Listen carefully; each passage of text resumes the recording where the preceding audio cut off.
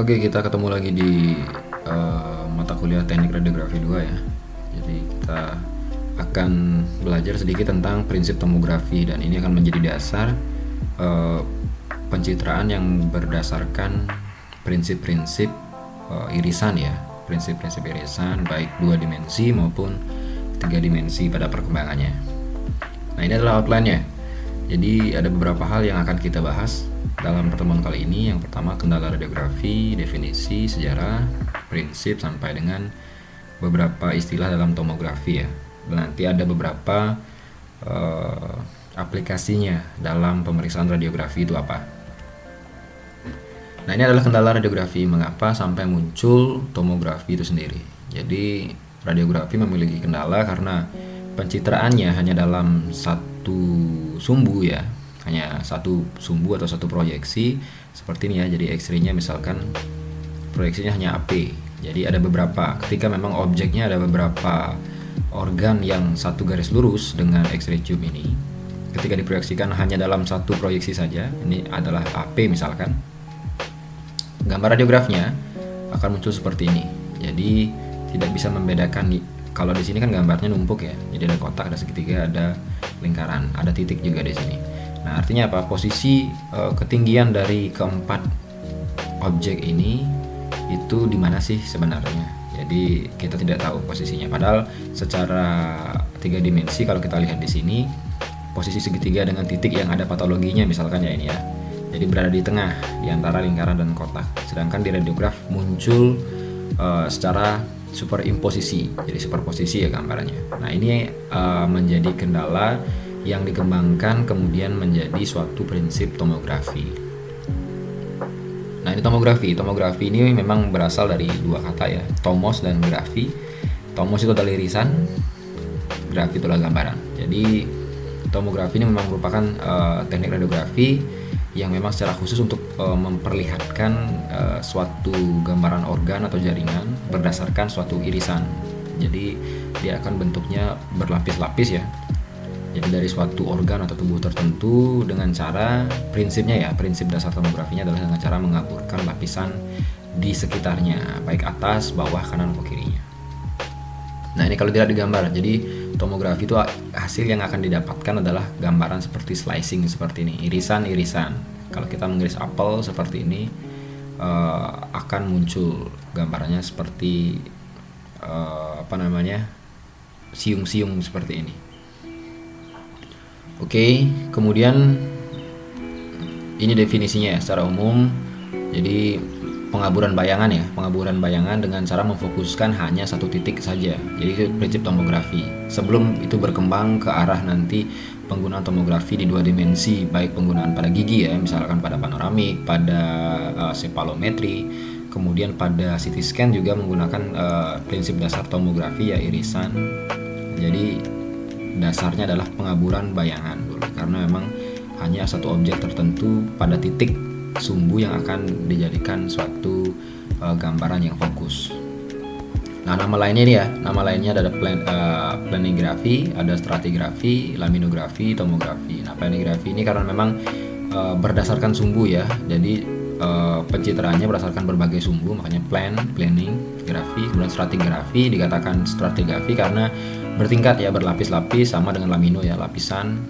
Jadi laminografi atau stratigrafi itu sama. Kemudian baru muncul pada 1962 ditentukan istilahnya untuk serempak digunakan adalah tomografi. Jadi prinsip tomografi ya sama ya. Jadi dari RIAS tahun 1992 sama Richard R. Kelton juga sama menyebutkan posisinya adalah gambaran lapisan tubuh di mana dengan cara mengaburkan. Jadi prinsipnya sama, kabur pada lapisan di atas maupun di bawahnya. Nah, ini sejarahnya ya, sejarahnya dari CT scan yang kalian lihat sekarang sampai dengan 512 slice, ada yang dual source, itu tidak akan ada ketika memang prinsip tomografi ini tidak ditemukan ya. Jadi memang prinsip tomografi ini pada 1928 memang sudah ditemukan ya. Jadi melakukan eksperimen ya. Jadi Bocage melakukan eksperimen tentang mekanisme kerja suatu tabung yang berbentuk huruf S. Jadi pergerakannya membentuk huruf S. Nah, kemudian dipublikasikan. Nama alatnya itu adalah Brotom. Jadi dilanjutkan dengan Paul and Kiefer. Jadi memperkenalkan tomografi dengan gerakan melingkar. Jadi nanti gerakan tomografi tidak melulu bentuknya kurva ya. Jadi tidak melulu bentuknya seperti ini, tapi ada yang bentuknya S, ada yang bentuknya melingkar, ada yang bentuknya 8, nanti ada bagaimana perkembangannya. Nah, ini yang mengenalkan prinsip stratigrafi Velebora ya. Velebora memperkenalkan alat tomografi dengan model objek yang bergerak.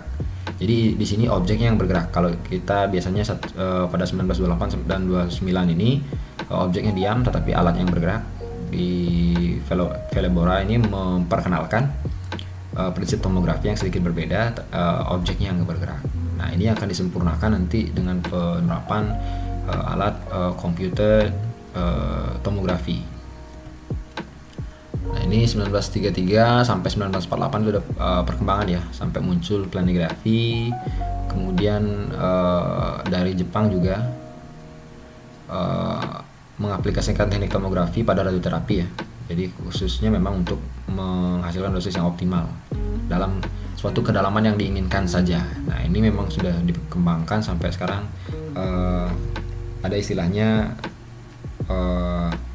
IMRT, ada kemudian monoisosentrik seperti itu, karena memang prinsip yang digunakan juga prinsip dari Nakaizumi ini yang menerapkan prinsip tomografi dalam radioterapi. Nah, yang mengenalkan nama tomografi sebelum ditetapkan oleh ICRU itu adalah Gustav Grossman. Nah, ini bapak dari body sectional imaging. Jadi penerapan tomografi kemudian dikembangkan karena memang memerlukan nantinya kalau kita hanya mengenal anatomi secara 2 dimensi. Edmond ini memperkenalkan bagaimana gambaran dari suatu tubuh, organ tubuh dalam section, dalam irisan-irisan. Nah, Edmond ini merupakan dermatologis ya. Jadi dermatologis memang planigrafi ini pergerakannya antara tabung sinar X dan kaset, antara tabung dan kaset ini adalah paralel. Jadi kalau tabungnya di sini ya bergerak ke sini, maka dari kaset akan bergerak ke arah kiri. Kalau ini bergerak ke kanan, akan bergerak ke kiri karena paralel ya. Karena paralel bentuknya. Kalau dia bergerak ke kanan yang tabungnya, maka kaset akan bergerak ke kiri seperti itu. Geraknya berurutan. Kemudian Grossman yang memperkenalkan tomografi ya. Jadi suatu kaset memang yang pertama memang tidak fix ya. Jadi tabung dan kaset ini diikat dengan suatu pendulum ya. Tetapi detektor ini selalu paralel. Jadi selalu paralel seperti yang Edmond lakukan ya. Jadi pergerakannya sama, tetapi dulu yang di antara tabung dan detektor ini diikat oleh suatu pendulum. Nah, ini prinsipnya, prinsip tomografi ya. Jadi memang dalam menghasilkan suatu gambar dari suatu irisan yang diinginkan ya, jadi menggunakan memang dengan cara menggerakkan 2 di antara 3 komponen dalam satu titik sumbu. Nah, artinya apa? Artinya kan 3 komponen itu adalah tabung sinar X, kemudian ada di radiografi juga seperti itu ya. Jadi ada 3 komponen, jadi tabung, kemudian ada IR atau image receiver atau image plate atau kaset, kemudian ada objek di dalamnya. Jadi harus menggerakkan 2 di antara 3 komponen ini. Jadi prinsip lainnya adalah menentukan titik sumbu atau pivot atau fulcrum yang dikenal. Jadi pergerakannya biasanya yang digunakan adalah prinsip tomografi adalah X-ray tube dan film tadi paralel dengan arah pergerakan memang berlawan arah ya, seperti tadi. Kalau tabungnya ke kanan maka IR-nya akan ke kiri, tabungnya ke kiri, maka IR akan ke kanan. Dengan prinsip objeknya diam, karena hanya dua yang bergerak, tabung dan IR.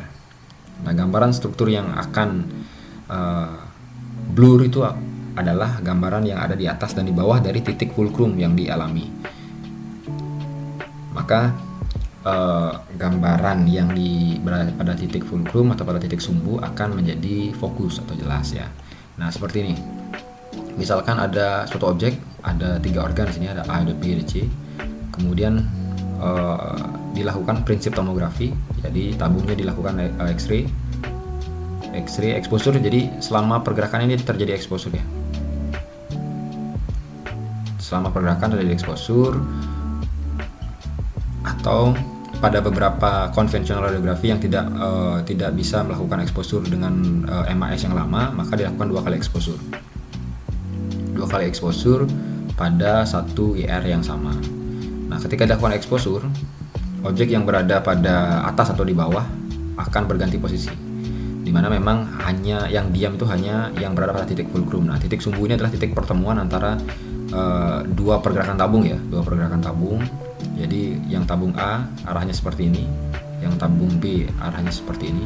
Pergerakannya ya, tabungnya sama satu, cuman pergerakannya 2 kali. Jadi akan menentukan titik temu pada tepat pada objek B, sehingga objek B itu masih berada pada posisi yang sama pada setiap eksposi yang dilakukan. Nah, misalkan eksposi ini yang pertama ya, maka B-nya berada pada tengah-tengah. Kemudian ketika dilakukan pergerakan, nah posisi B juga berada tengah-tengah, tetapi A dan C dia berubah posisi. Nah, hal ini seperti prinsip artefak ya. Jadi ketika memang ada pergerakan, maka gambarnya akan blur. Nah, di sini yang diam kan hanya B saja. Jadi yang B akan fokus, A dan C akan terjadi pengaburan. Nah, atas dan bawahnya akan terjadi pengaburan. Hanya yang ada pada titik fulcrum saja yang akan mengalami fokus atau jelas gambaran. Nah, seperti ini ya prinsipnya. Jadi pergerakannya paralel dan berlawanan arah ya. Jadi penentuannya adalah penentuan focal plane atau fulcrum, titik tengahnya. Ini ya kita yang menentukan. Jadi di mana akan kita temukan titik tengahnya. Maka kalau gambarannya seperti ini, maka titik fulcrumnya akan berada pada sini. Nah, ini titik fulcrumnya di sini. Jadi akan pas pada tengah-tengah. Jadi gambaran yang akan kita tampilkan berada pada tengah-tengah kaset dan itu gambarannya tegas. Nah, ini fulcrum tadi ya. Nah, misalkan objeknya seperti ini. Objeknya adalah anak panah, ada gambaran gambaran lingkaran, gambaran kotak di sini. Ketika dilakukan 3 kali rotasi bentuk kurva, maka pada bagian plane di sini akan terjadi penegasan hanya pada gambaran anak panah, di mana akan terjadi blur pada bagian lingkaran dan kotaknya.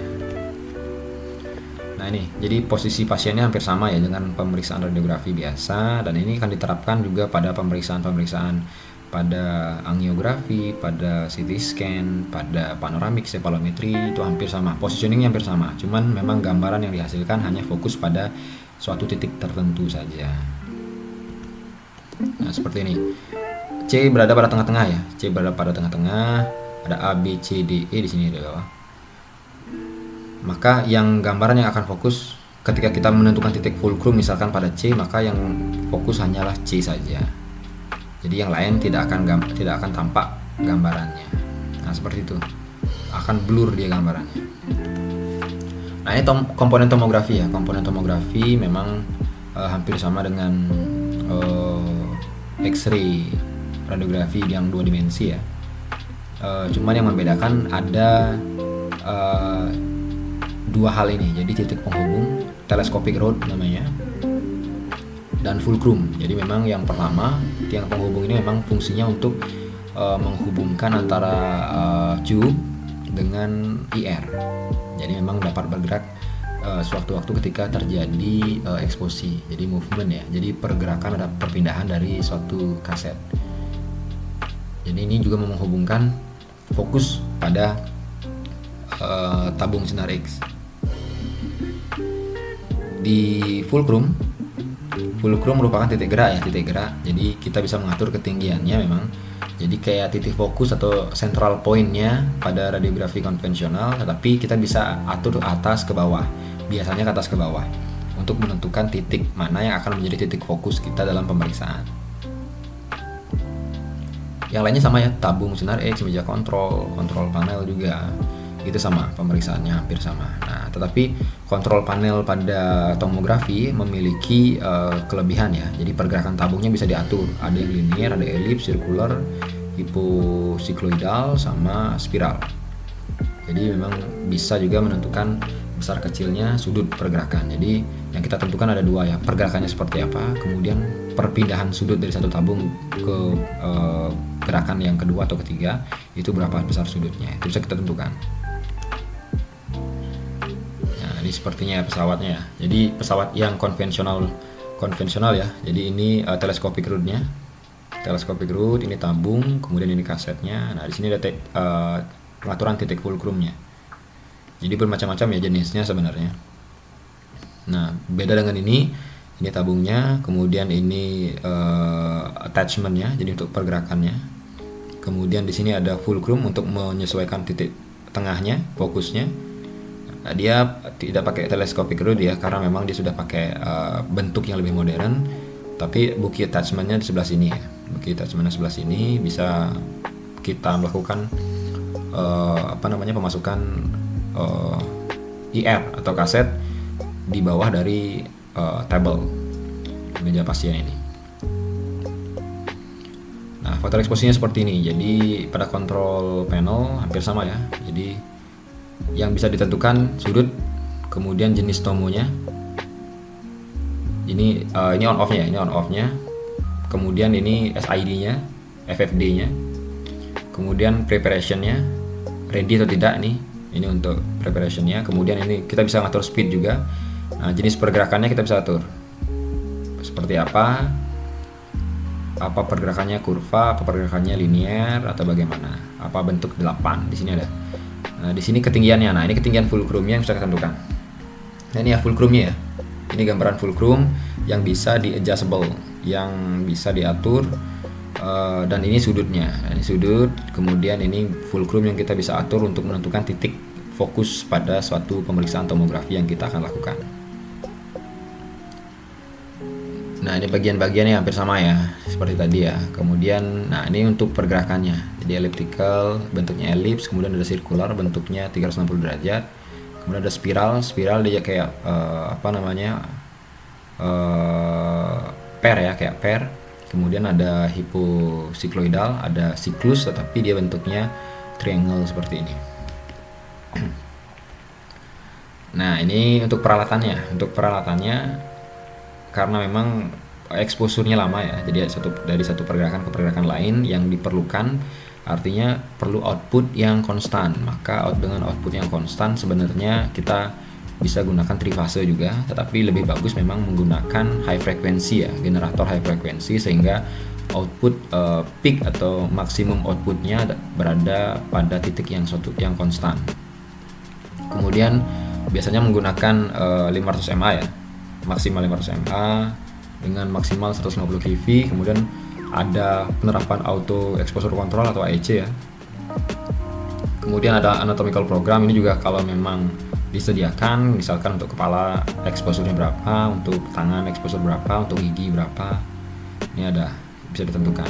Nah, kemudian yang paling penting adalah ada rotasinya ya, yang bisa ditentukan tergantung jenis dari pergerakannya. Kalau seperti ini kan pergerakannya paling hanya curve, kemudian hanya linear.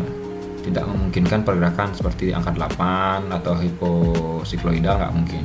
Tergantung alatnya. Jadi alatnya pun bermacam-macam jenisnya. Nah, ini yang model baru, angioskop ya, memang ini masih 2 dimensi. Penerapannya radiografi konvensional, diterapkan juga fluoroskopik di sini ya, tetapi bisa dilakukan tomografi. Ada II juga di sini, kemudian dilengkapi ya.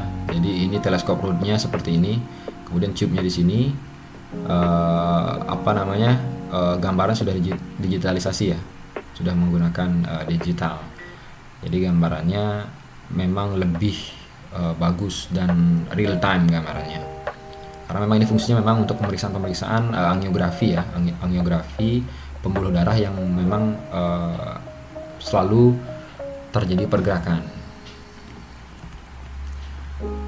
Jadi seperti tadi hampir sama ya, arm stand. Jadi bentuknya seperti lengan ya. Jadi arm stand, kemudian bentuknya C ya, bentuk C, atau yang biasanya disebut C arm juga sama saja. Kemudian ini bisa digerakkan pada sudut-sudut tertentu untuk mendapatkan gambarannya. Ingat pergerakan dari CEB dan pergerakan dari IR. Di sini IR-nya menggunakan II ya, II dan skintillator. Dia selalu paralel dan berlawanan arah. Nah, ini tipe pergerakannya yang tadi kita bahas. Jadi ada linear, curve linear, kemudian circular, elliptical sampai dengan spiral ya. Ada bentuk seperti angka 8 juga ada.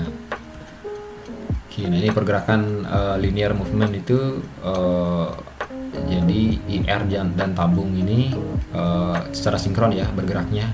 Jadi kalau ke kanan, ke kiri, tapi hanya pada satu titik saja posisinya. Sedangkan curve linear bentuknya bergerak seperti kurva ya. Jadi pergerakannya dari kanan. Kalau linear seperti ini pergerakannya cube, hanya membentuk garis. Kalau curve linear dia bentuknya seperti ini gerakan tabungnya. Nah, kemudian circular movement berarti bentuknya lingkaran, bentuk lingkaran seperti ini. Kemudian untuk figure of 8 bentuk angka 8 ya, seperti ini gambarannya. Nah, ini juga ingat posisinya teleskop rod-nya fix ya. Jadi kalau tabungnya jaraknya adalah 10 cm misalkan, artinya kan pergerakannya tetap 10 cm antara tabung dengan IR, maka pergerakannya angka 8 akan bentuk double 8 ya, double 8 karena tabung akan membentuk angka 8 pada posisinya dan IR akan membentuk angka 8 pada posisinya. Kemudian hiposikloidal dan spiral bentuknya ya seperti tadi ya, bentuknya siklus tetapi bentuknya triangle, dan spiral bentuknya seperti pair ya, seperti ini gambarannya. Nah, ini gambarnya, ini hiposikloidal, circular, elliptical, figure of 8 atau seperti angka 8 ya. Tabung juga seperti ini, IR juga akan begini. Ini curve linear. Nah, ini jadi ini sudut tabung yang memungkinkan, dan ternyata memang dihasilkan suatu tebal yang tergambar. Dalam artian tebal yang tergambar ini adalah lapisan atau jaringan organ yang akan fokus. Nah, ketika memang sudut tabungnya 50 derajat pergerakannya, maka yang fokus pada ketebalan hanya 1,3 mili saja. Nah, di luar dari 1,3 mili tersebut akan blur. Nah, semakin kecil sudut tabung maka akan semakin lebar yang fokus. Nah, gambarannya menjadi kurang bagus sebenarnya karena memang titik fokusnya menjadi lebih luas, maka yang ingin kita akan lihat tidak terlalu jelas gambarnya, masih ada superposisi pada beberapa bagian. Jadi tebal lapisan gambar yang tergambar ya dalam foto itu tergantung memang pada besar kecilnya jadi sudut tabung. Oke, nah ini pengaruhnya sudut tabung terhadap tebal dan tipisnya seperti ini. Jadi semakin lebar tabungnya, maka sudut tabungnya ya, maka ketebalan dari titik fokusnya akan lebih kecil. Kalau lebih sempit, sudutnya yang fokus akan lebih luas untuk yang tergambarkan ya. Nah, ini teknik tomografi beberapa memang digunakan pada patologi-patologi tertentu ya. Jadi memang lebih banyak digunakan pada area kepala karena memang area kepala banyak organ-organ yang pada radiografi konvensional yang 2 dimensi, yang satu proyeksi ya, akan superposisi.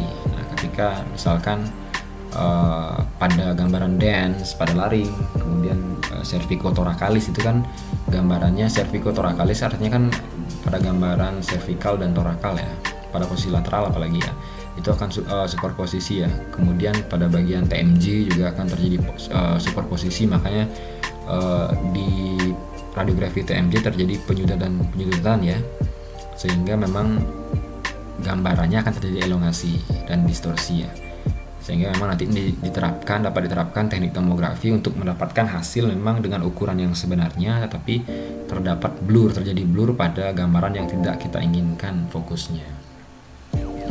Kemudian fungsinya juga untuk mengukur besar dan kedalaman ya. Jadi misalkan pada gambaran sela tursika itu bisa diterapkan, karena di sela tursika itu kan banyak juga ya gambarannya di sana. Kalau kita proyeksikan dari lateral, TMJ ada di sana, zigomatikum ada di sana, sela tursika juga ada di sana. Padahal kita ingin menggambarkan sela tursika saja. Nah, prinsip tomografi ini bisa diterapkan. Kemudian beberapa hal juga bisa ya, menentukan kedalaman untuk korpus selenium juga. Kemudian untuk melihat kontur-kontur ginjal pada pemeriksaan IVP memang bisa dikombinasikan ya. Jadi IVP dengan 2 dimensi konvensional diterapkan juga nantinya tomografi untuk melihat kontur ginjal apakah masih baik atau terjadi patologi seperti hidronefrosis atau lesi-lesi lain pada renal. Nah, pemeriksaan radiografi yang lain ya yang bisa digunakan memang pemeriksaan yang memang terjadi superimposisi pada dasarnya. Superimposisi memang atau gambaran yang memang susah dilihat. Misalkan ada pada nodul-nodul pada paru-paru, itu kan susah dilihat ya, kecil-kecil. Kemudian untuk menentukan apakah itu lesi nodul, apakah itu bronkofaskular, itu bisa ditentukan dengan menggunakan teknik tomografi juga. Nah, ini yang saya katakan tadi. Jadi lokalisasi lesi. Jadi untuk menentukan lokasi secara tepat. Jadi diperlukan memang plan foto apel lateral ya biasanya. Jadi untuk menentukan pusat sinarnya, kemudian lateralnya untuk menentukan kedalaman sisi. Ini untuk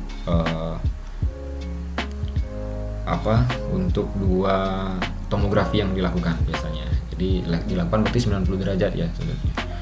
Nah, ini posisi penderitanya, posisi pasiennya. Misalkan sebagai contoh ya di sini lesi bagian posterior. Jadi sentrasinya diarahkan pada lesi. Jadi titik fulcrum berada pada lesi. Selanjutnya ditentukan titik ketinggian ya. Kemudian gerakan tabung ditentukan. Dan nanti ditentukan juga berapa kali kita mau melakukan eksposi. Disesuaikan dengan kebutuhan. Dalam artian kita menyesuaikan apakah sudah tepat titik fulcrum yang akan kita lakukan atau berapa lesi yang akan kita ingin tampilkan fokusnya. Jadi bisa ditentukan. Nah, ini contoh dari nefrogram tadi. Nefrogram untuk melihat kontur ginjal ya. Jadi memang pada awalnya sebelum dilakukan pemeriksaan IVP biasanya kita bisa melihat kontur ginjalnya apakah sudah terlihat jelas apa tidak. Memang kalau tidak terlihat jelas kita bisa lanjutkan dengan menggunakan prinsip tomografi ini. Nah, ini aplikasi klinisnya ya. Jadi penerapannya memang dilakukan yang susah dengan radiografi konvensional biasa. Pada dasarnya memang dapat dilakukan pada seluruh tubuh ya, dan memang lebih efektif untuk jaringan-jaringan yang memiliki nilai kontras yang sangat tinggi. Jadi sangat kontras, misalkan tulang dan paru-paru, kemudian pada bagian soft tissue yang memiliki kontras yang cukup tinggi itu juga bisa. Atau juga ketika memang kita menerapkan media kontras positif misalkan pada IVP ya, itu bisa ditentukan. Itu memang biasanya digunakannya prinsip tomografi untuk yang 2 dimensi ini. Kemudian untuk teknik tomografi dapat digunakan memang untuk menunjukkan dan mengevaluasi beberapa perubahan proses patologis, terutama pada trauma ya. Jadi trauma dan kelainan yang bersifat bawaan. Jadi aplikasi klinis contohnya ya. Ini contohnya. Jadi proses patologis pada jaringan lunak yang biasa memang dilakukan adalah pada paru-paru, karena kontras di sini ya. Jadi gambaran paru-paru dan tulang akan tampak kontras sehingga nanti kita fokus pada paru-parunya gambarannya. Jadi memang yang paling sering memang menggunakan teknik tomografi selain renal ya adalah paru-paru.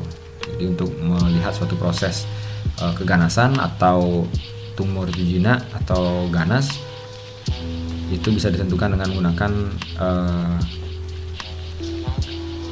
tomografi. Jadi karena memang secara konvensional akan sulit ditentukan apakah itu jinak atau ganas. Nah ini sebelum memang ditemukannya ya, sebelum ditemukannya teknik CT scan dengan kontras. Jadi memang dulu digunakan seperti ini. Tapi kalau memang pada rumah sakit belum memiliki alat CT scan, teknik tomografi ini menjadi suatu pilihan yang baik untuk menentukan atau mendiagnosa proses benigna maupun maligna suatu neoplasma. Nah, jadi ini ya. Jadi prosesnya ketika memang bagaimana ketika benigna, bagaimana ketika maligna. Jadi mempunyai karakter masing-masing ya. Jadi kalau batas pinggirnya halus, kemudian tegas, kemudian ada kalsifikasi di dalamnya.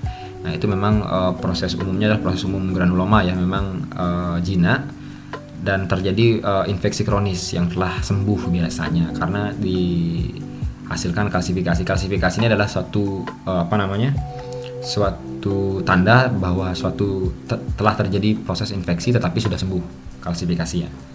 Nah, kemudian kalau maligna itu batas pinggirnya tidak tegas, kemudian biasanya tidak halus, tidak reguler ya. Kemudian biasanya masuk ke dalam jaringan. Jadi bentuk batas-batasnya dia tidak akan tegas dan irreguler dan jarang disertai dengan kalsifikasi. Artinya ketika memang belum terjadi kalsifikasi artinya belum sembuh, dan itu biasa menjadi salah satu patokan bahwa neoplasma itu bersifat ganas atau maligna. Nah, kemudian contoh yang berikutnya adalah tomografi pada torak ya, untuk melihat karsinoma pada bronkus, dan juga melihat kalau itu memang bersifat primer ya, dan juga melihat metastase ketika memang primernya di tempat lain, misalnya primernya di organ lain, di hepar misalkan atau di otak, tetapi terjadi metastase pada paru-paru. Nah, itu bisa digunakan. Nah, ketika pada torak ditemukan nodul yang soliter, jadi nodul yang soliter ya, jadi yang banyak, yang soliter artinya yang sendiri-sendiri ya, yang satu single seperti itu, maka dilakukan survei dengan tomografi pada kedua lapangan paru ya, kanan dan kiri, karena memang nodul-nodul yang kecil itu memang sukar identifikasi dengan menggunakan pemeriksaan radiografi pada proyeksi AP, lateral maupun pada tangan sial. Nah, tomografi ini memang bersifat survei ya, jadi untuk melihat, menentukan suatu kedalamannya, kemudian fokusnya juga, dan batas-batas dari suatu nodul itu. Maka yang digunakan pada tomografi memang sama ya, penggunaannya adalah AP lateral, jadi 90 derajat ya. Kecuali memang pada survei ada juga yang melakukan hanya AP saja, AP tapi dia menggunakan prinsip linear. Jadi pergerakannya memang AP ya. Jadi pergerakan tabungnya hanya pada ada arah anterior tapi bergerak secara linear. Kalau yang AP lateral artinya kan pada titik 90 derajat, titik 0 ya. Ada 2 kali pergerakan untuk 90 derajat. Kemudian teknik tomografi ini memang sangat efektif ya untuk mengevaluasi kira-kira sejauh mana sih proses neoplasma yang terjadi, terutama pada hilus-hilus pulmonal. Jadi untuk yang memang mempengaruhi jadi volume dari bronkus, apakah bronkus tersebut paten, tidak ada sumbatan ya, atau memang ada konstriksi, ada sumbatan di dalam. Nah, sumbatan, konstruksi mau bentuknya oklusi, itu bisa dapat atau dapat terjadi memang karena beberapa hal ya, selain memang terjadi pada vasokonstriksi dari pembuluh darahnya, kemudian dari syaraf-syaraf dari bronkusnya, juga bisa terjadi karena tumor ya, tumor dalam bronkus, maupun memang tumor dari jaringan sekitar bronkus itu. Jadi terjadi pembesakan pada bronkus, itu bisa terjadi. Nah, contoh berikutnya ketika lesi pada tulang. Nah, ini kan kontras juga ya, ada soft tissue di dalamnya, kemudian ada tulang yang memiliki densitas yang opak di dalamnya. Jadi pengaruh lesi pada neoplasma ini juga memang dapat ditunjukkan dengan menggunakan teknik tomografi ya. Misalnya memang pada tadi disebutkan kerusakan pada sela torsika. Nah, sela torsika kita tahu bahwa ada pada ketinggian yang berbeda ada objek-objek lain di dalamnya ya. Jadi ada TMJ, ada Zygomaticum, kemudian ada sphenoid juga di sana. Nah, sehingga memang diperlukan untuk menggunakan teknik tomografi ini untuk melihat memang misalkan ketika terjadi atau terdapat neoplasma atau lesi pada kelenjar pituitari. Kelenjar pituitari letaknya kan di sela tursika ya. Jadi ketika memang neoplasma itu terjadi pada sela tursika, maka diperlukan untuk tomografi ini. Nah, jadi ini ya perbedaannya. Jadi perbedaan antara korteks tulang dengan jaringan lunak yang saya katakan tadi, ini yang akan dapat digunakan acuan untuk menentukan titik fokus pada tomografinya, sehingga akan mempengaruhi pencitraannya ya. Jadi yang mana fokus, yang mana blur, kemudian akan terjadi juga ketika dapat dilihat juga ketika memang terjadi kerusakan atau destruksi pada tulang, misalkan pada sela tursika tadi. Nah, ini lesi pada tulang lainnya, misalkan pada korteks ya. Jadi ada reaksi periosteum terhadap lesi, kemudian atau ada suatu pembentukan tulang baru ya ketika memang terjadi kerusakan.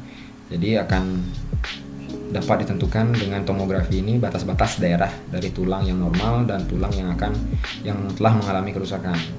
Jadi akan lebih jelas gambarannya karena memang titik fokusnya berada pada lesi tulang tersebut, sehingga yang di sisi lain, bagian atas, bagian bawah, bagian kanan dan kiri akan menjadi blur. Kemudian fraktur yang memang tidak jelas. Nah, ini juga diterapkan pada fraktur green stick atau pada fraktur yang memang posisi tulangnya berhimpitan dan susah dievaluasi dengan menggunakan proyeksi-proyeksi pada radiografi konvensional. Itu bisa dievaluasi dengan baik menggunakan teknik tomografi ini, terutama pada fraktur-fraktur pada masa pertumbuhan ya, sehingga memang kan tidak jelas ya gambarannya, memang kurang detail, batasnya kurang tegas. Dengan menggunakan teknik tomografi ini dilakukan beberapa kali eksposi, maka akan dapat mempertegas gambaran, batas-batas dan kontras dari suatu citra fraktur yang terjadi pada tulang tersebut. Nah, pemeriksaan yang terakhir mungkin pemeriksaan pada media kontras ya. Dari tadi kita kan sudah berbicara IVP, intravena pyelografi. Untuk intravena pyelografi itu biasanya memang menggunakan berapa fase dari non kontras, kemudian untuk melihat pyelogramnya juga. Kita pertama nefrogram, kemudian pyelogram dulu, kemudian baru melihat fase untuk ekskresinya. Nah, ini untuk pada fase nefrogram itu biasanya dilakukan untuk melihat kontur ginjalnya, kita menggunakan teknik tomografi juga untuk 2 dimensi. Biasanya memang dilakukan ketika memang menggunakan media kontras ya, karena memang pada dasarnya adalah ketika memang gambarnya terdapat kontras yang sangat tinggi ya. Ada perbedaan antara media kontras di sini dengan soft tissue di sekitarnya. Jadi media kontras akan enhance dan fokus, batasnya akan tegas, sehingga soft tissue yang lain yang tidak terdapat media kontras di dalamnya, misalkan pada usus, akan blur gambarnya. Jadi fokus hanya pada nefrogramnya saja, pada ginjal saja. Nah, pemeriksaannya juga bisa dilakukan untuk sistem kandung empedu ya, biliary system ya. Jadi untuk melihat inferior vena cava yang akan bermuara pada sistem biliary. Jadi vena pada bagian inferior yang akan bermuara pada biliary system. Nah, ini juga menggunakan media kontras. Nanti akan kalian pelajari untuk teknik pemeriksaannya seperti apa pada konvensional. Nah, bisa diterapkan dengan teknik tomografi juga nantinya. Nah, ini istilah-istilah tadi ya. Jadi ada beberapa hal istilah-istilah yang dalam tomografi yang memang akan sering terjadi. Yang pertama adalah blurring. Blurring ini memang sengaja dibuat ya. Kalau memang untuk radiografi konvensional biasa, blurring itu kan dicegah. Blurring dicegah karena memang gambaran tidak fokus ketika pada radiografi konvensional. Nah, sedangkan dalam tomografi ini blurring ini memang sengaja dilakukan untuk melihat memang hanya fokus pada satu titik, yaitu titik fulcrum tadi ya. Nah, besarnya lebar blurring itu dipengaruhi oleh beberapa hal ya. Jadi yang pertama adalah amplitude. Jadi pergerakan tabung, jadi berbanding lurus. Semakin besar amplitudo pergerakannya, maka semakin besar blurringnya. Semakin kecil, maka semakin kecil blurringnya. Jadi berbanding lurus dia. Kemudian berbanding juga pada jarak atau dari bidang fokus, maka jarak antara tabung dan fokus, IR dan fokus juga akan mempengaruhi. Sama prinsipnya dengan prinsip unsharpness geometri ya. Jadi jarak antara objek dan dan IR itu sangat mempengaruhi konsep blurring ini. Jadi semakin dekat maka akan semakin kecil ya blurringnya antara objek dan IR. Kalau semakin jauh maka akan semakin besar teknik blurringnya. Kemudian jarak dari film semakin jauh dari film maka pengaburan akan semakin banyak ya, seperti tadi dibilang. Kemudian yang keempat adalah arah pergerakannya. Jadi bagian tubuh jauh atau dekat dengan aksis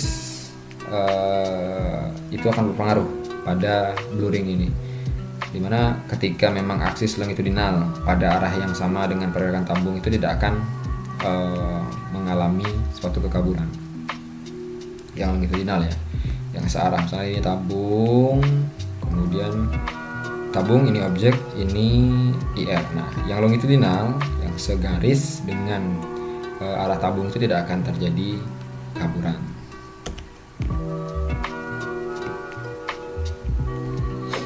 Oke, nah ini pengaruhnya ya, seperti tadi. Jadi gambaran yang fokus seperti apa, dia akan titik fulcrumnya saja, pada titik fulcrum saja akan fokusnya. Gambaran seperti ini. Nah, ini fulcrum. Jadi fulcrum itu, ini yang tadi, gambaran tadi yang bisa diatur-atur ya. Jadi poros atau tuas memang yang bisa diputar ya ini ya. Tuasnya bisa diputar sehingga menentukan ketinggian dari titik fokus yang akan kita gunakan dalam pemeriksaan. Jadi ada dua tipe ya, ada fixed fulcrum, ada variable fulcrum. Ada memang beberapa tipe lama memang tidak bisa diatur ya, tidak bisa diatur, tidak ada rentangnya, hanya satu titik fokus saja. Kemudian yang bisa diatur itu adalah variable fulcrum. Nah ini yang variable fulcrum bisa diatur, bisa naik, bisa turun ketinggiannya, bisa diatur, dimana meja dan pasien itu diam. Nah sedangkan untuk yang fixed fulcrum memang satu titik, berarti yang bergerak adalah meja dan pasiennya, posisinya. Untuk pasien yang ditentukan ketinggiannya untuk menentukan fulcrum yang akan digunakan. Nah ini istilah lain-lain dalam pemeriksaan tomografi. Jadi focal plane, kemudian ada focal plane level, kemudian ada angle untuk tomografiknya, ada exposure angle. Ada dua angle di sini ya, tomographic angle dan exposure angle. Focal plane ini memang bidang dari fokus yang maksimal dan terdapat titik fulcrum, di mana memang X-ray tube dan bersama-sama film itu akan berputar. Mau bentuknya sirkular, mau curve linear, mau bentuk 8 atau sampai dengan menggunakan hiposikloidal. Nah ini. Jadi tomographic angle itu ini. Tomographic angle. Kemudian ini exposure angle. Exposure angle. Kemudian focal plane level itu setinggi ini. Jadi focal plane level itu ada dua ya, focal plane level ada ketebalan, kemudian titik fulcrumnya ini, kemudian focal plane atau object plane-nya di sini. Object plane-nya adalah yang di tengah. Ini object plane. Kemudian focal plane level itu ada pada atas dan bawahnya. Kemudian ini exposure angle, tomographic angle. Oke, itu ya. Jadi memang secara keseluruhan, nah ini hampir sama ya posisinya. Jadi fulcrumnya, jadi exposure angle itu memang hanya pada exposure angle itu hanya pada satu pergerakan saja. Misalkan ini A, B, C, D ya. Jadi A ke B itu exposure angle, B ke C itu exposure angle, C ke D juga exposure angle. Tapi A sampai dengan D itu tomographic angle namanya ya. Nah ini fulcrumnya, kemudian ini focal plane-nya, object plane-nya ada di tengahnya. Oke, sekian ya pertemuan kali ini, semoga bisa bermanfaat untuk dapat digunakan pada pertemuan selanjutnya, yaitu pada pertemuan cephalommetry, panoramik, kemudian sampai dengan nanti pertemuan pada teknik radiografi yang lebih advance lagi ya, CT scan, kemudian MRI, itu kan menggunakan prinsip-prinsip slicing ya, baik juga pada SPECT CT ataupun pada PET CT. Oke, semoga bermanfaat dan sampai jumpa.